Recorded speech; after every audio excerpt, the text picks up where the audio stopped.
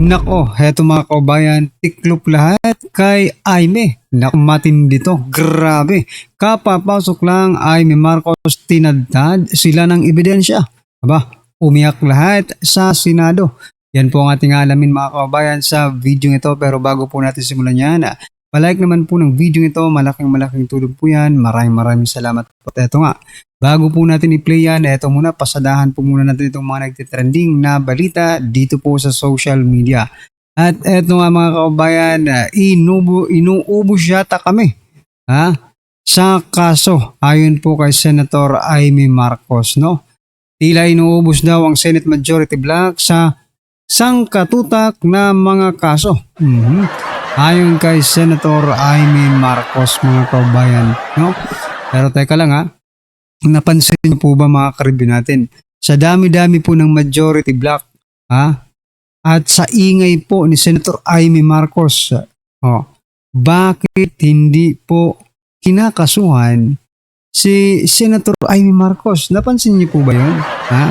Yung mga kinakasuhan lang ay yung hindi kapatid, di ba? Maaaring ito ay utos. Kayo po ba? Maniniwala po ba kayo kung ito ay utos ng Pangulo na gipitin at sabi nga kasuhan ng sangkatutak mga kababayan ang majority senators, di ba? Wag lang si Senator Aimee Marcos, kahit maingay yan, kapatid pa rin yan di ba? Kapatid ko pa rin yan, wag niyong bibirahin yan. Parang ganun po ang nangyayari sa ngayon mga kababayan, di ba? Doon pa nga lang sa maraming pwedeng ikaso nito Senator Aimee Marcos, di ba? Yung cyber libel. Pwede nilang gamitin yun kasi ito, si Senator Aimee Marcos ang nagpasimula na tawaging addict, di ba? Siya mismo ang nag-confirm na addict si President Bongbong Marcos Jr. No? At ito po mga kababayan ang naging komento ng ating mga kababayan patungkol po dyan. Sabi po dito ni Emerson, hanapan din siya ng kaso. Sana kung may kaso, ang chismosa. Ayan. Kaya nga nagsasanib pwersa kayo kasi kayong lahat ayaw kay BBM. Puro kayo may kaso. Kaya kaya nyo din, kala nyo di alam ng taong bayan. Right, no? Baba mo lang na lang matitira. No? Baba mo na lang matitira. Senator Aimee Marcos, sabi po ni Sushani. Bakit naman? Totoo naman yung sinasabi niya. Adiktos naman talaga ang presidente. Siya mismo ang nagsabi. Kapatid yan Sabi pa po dito ni Alvin, galit kayo kay BBM dahil nabulgar ang bago nyo. Aba, anong baho? Sila nga itong ibinulgar mga kababayan. No? Hindi ko alam kung bakit hanggang ngayon mga karibin natin, may mga nagbubulag-bulagan pa rin. Okay? Ganun talaga pag nagkasala sa bayan na di panagutin, pag ayaw managot, ialay ang baba. Aray ko po mga karibin natin. Kung may mga ebidensya sa katiwalian, dapat lang kasi mga magnanakaw ang dahilan kung bakit naghihirap ang Pilipinas. Pero kayo na lang po ang maghumusga, diba? Sa dami po nang nangyayari ngayon, mga kababayan, bakit mga senador ang binibira nila? No? Where in fact, alam po natin mga kababayan, based on the 18 Marines, no? Na hindi naman po mga senador. May mga senador pero, di ba? Kaya nga tingnan nyo yung ibang mga senador, hindi po plunder ang kaso. Di ba? Yung iba talagang hinahanapan lang ng butas para magkakaso mga kababayan. Okay? Anyway, ano po ang inyong masasabi dyan mga karibin natin? Just comment down below. At eto, pasadahan po natin to bago natin i-play yung video. Sabi po dito ni Remulla, ibalik ang pera para iwas kulong. Ayon po yan kay Remulla.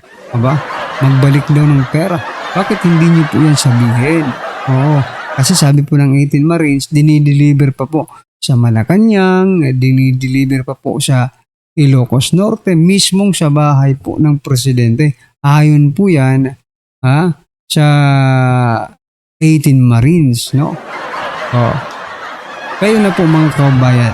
Ha? Eh di, kung ito po ang prinsipyo ni Boying na dapat ibalik ang pera para iwas kulong, unahin mo si Mr. President, di ba? Oh. Kasi kung hindi naman mangyayari yan, kung alam mo, follow the leader lang po ito eh. Follow the leader lang po ito. Kung ano ang nasa taas, ganun din po ang nasa baba. Kaya simulan mo sa taas, Mr. Rimulya, di ba? Oh, ipabalik mo ang kaso nga lang, bilyon ang ninakaw, magpapabalik, bilyon lang. Lugi pa rin yung taong bayan, di ba? Oh. Ayun lang pala basyan ng Rimulya, no? Para iwas kulong, magbalik ng pera, no? Kahit kakarampot lang, aray ko po. Diba? Bilyonis po ang ninakaw nila, milyon lang. Oo.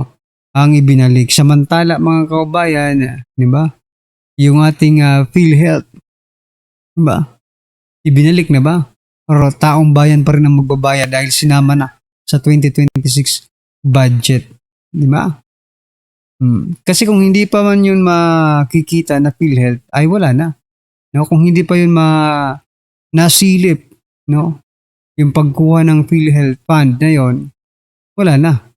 Thank you na yon, diba? Ang hirap nga nito, silang kumuha, tayo ang magbabayad. Aray ko po.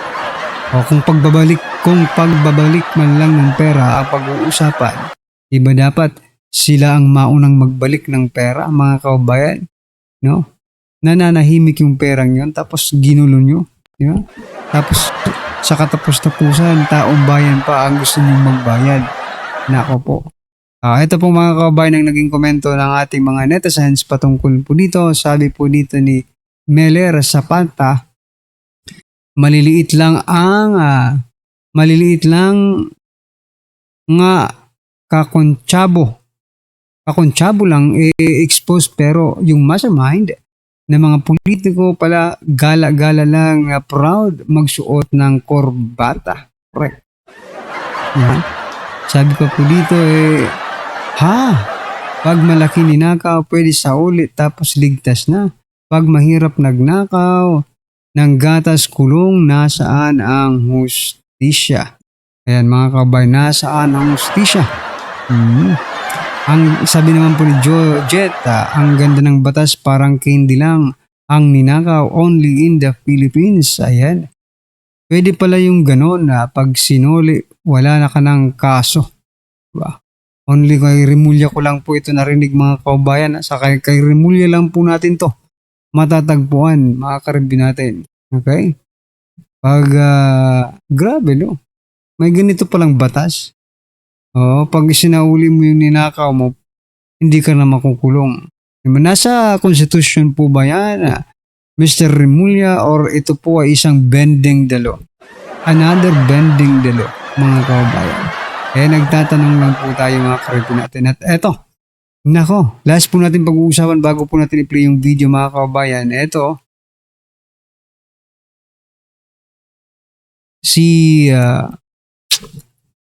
sino ba ito? Si Recto. Ayan po. Sabi po dito mga kaubayan sa balita, mas maraming trabaho, target sa bagong direksyon ng DOLE programs. Aba, anong programa ng DOLE mga kaubayan? O diba, bago na po yung sa DOLE, si Tolentino na po mga kaubayan. At ito po ang programa nila. DOLE programs, pinapabilis ng Malacanang ang implementasyon ng mga labor programs ng DOLE. Kabilang ang tupad. Tupad? What the heck? Diba ayuda rin po yan mga kaubayan? Para makakita ng mas maraming trabaho sa bansa. Aray ko po. Alin yung magwalis-walis mga kaubayan? Yun na ang trabaho para sa kanila. Sustainable ba yan? Diba? Yung iba nga hindi na makahawak ng walis. Pero sumisweldo pa rin dahil sa hinayupak na tupad na yan. Tapos gagawin pa nilang programa ng DOLE. Aray ko. Mag-isip naman kayo ng ibang trabaho, income generating jobs, di ba? Kailangan po ng trabaho mga kaubayan. Hindi po itong, siya pala, ito tingin ko, hindi po trabaho ang tupad. Yung magwalis-walis ka sa mga hindi po yan trabaho. Kasi bilang isang Pilipino, obligasyon po nating magwalis sa ating mga bakuran. Hinayo pa kayo. Diba? Oh, obligasyon nating magbalis sa ating mga bakuran. Ha? Nakakahiya ito. Gagawin pa pala nilang programa ng Dolly ang tupad, mga kababayan. I mean, if it is existing program ng Dolly, tapos pararamihin daw. Sa bagay, dyan po malaki siguro ang di ba? Ang kickbacks. Kasi biruin mo, sa dami ng walang trabaho ngayon at yung ilan, may mga tambay, no? Talagang makakarami kayo niyan. Di ba? At sa sobrang dami, malaki rin ang makikickback dyan. Di ba? Ano yan ayuda yan Once ayuda, may kickback po yan. Hindi pwedeng hindi walang kickback dyan. Di ba? Ay, ginawa pang programa ang tupad, mga kababayan. Dole. Okay. Wala ba kayong mga job fair dyan, mga kababayan? Pakishare naman po, Dole. Para maka-prepare po yung ating mga kababayan.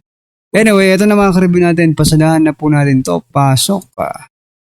Personal and collective privilege. We recognize once again Senator Amy Marcos. Thank you very much. Magandang hapon po, Madam President, our Majority Leader, the ladies and gentlemen of the Senate. I rise today on a matter of personal and collective privilege to address a pressing issue of utmost national importance. For far too long, our Filipino people have been left uncertain, confused, deliberately kept in the dark regarding the true intentions behind the continuing and increasingly belligerent efforts to append the new Senate leadership and worse, to amend the Constitution.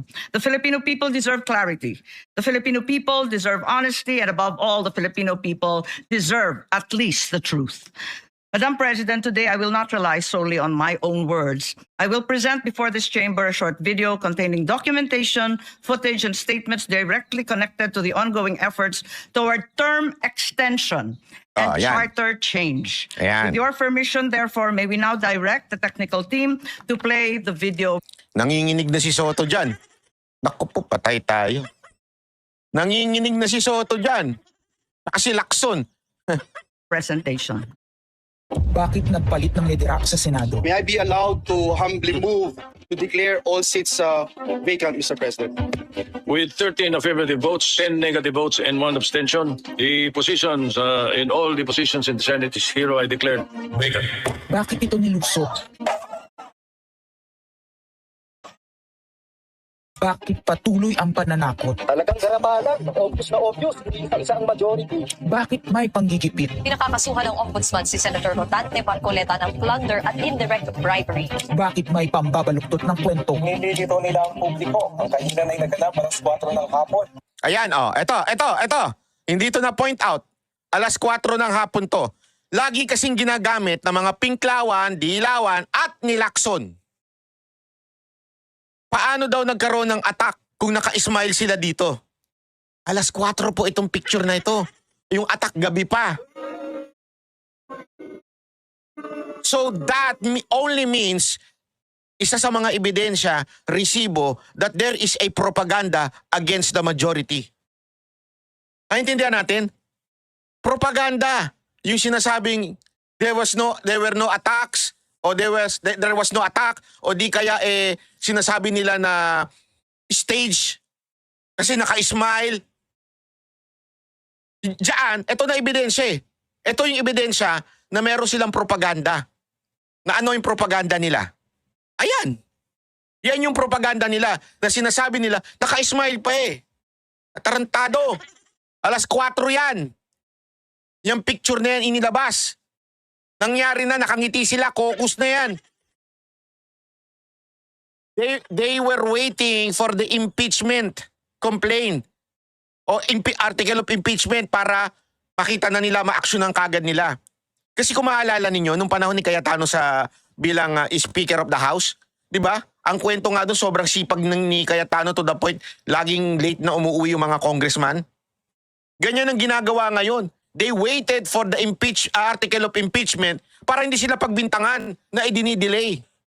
Ayan, alas 4. Tapos ginamit. Bakit sila nakangiti kung inaatake sila? Tarantado!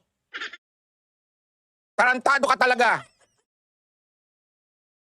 So yan mga kababayan, ano pong inyong opinion, reaction patungkol po sa video ito? Just comment down below at syempre huwag pong kalimutang i-like ang video ito. Malaking tulong po yan. Maraming salamat po.